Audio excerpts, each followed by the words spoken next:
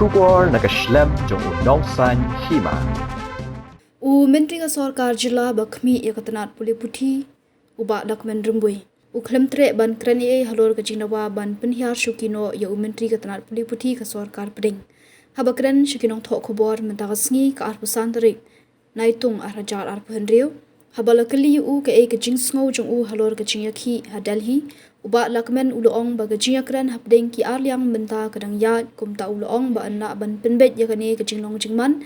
Namar Menteri rang ba ado ban ke Sorkaru. Kaladap Kren Halor kani bat la pendong ye kecinya Kren la arsien kumta upun pau ke jingkermen ba anak ban penbet no yakani. Habakali Halor ke Jingdawa ban weng no ye Dharmendra Pradhan kum Menteri Katanat Puli Puthi ke Sorkar Pedeng uba lakmen uloong bo Kwah ban Kren Eiei Halor kani namar bakani ke dikarai hakakam san perthei. See this consultation and discussion with both the parties happen.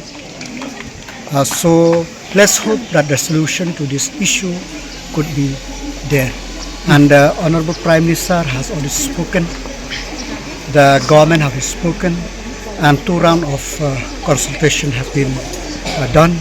So I hope the solution will be there. You see the demands of the agitators, protesters that Dharmendra Pradhan should resign.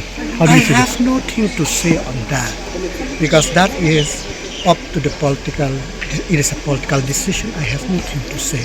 The only thing it says that I hope that the whatever discussion is be fruitful, and more importantly for the betterment of the education system in the country. Thank you, sir.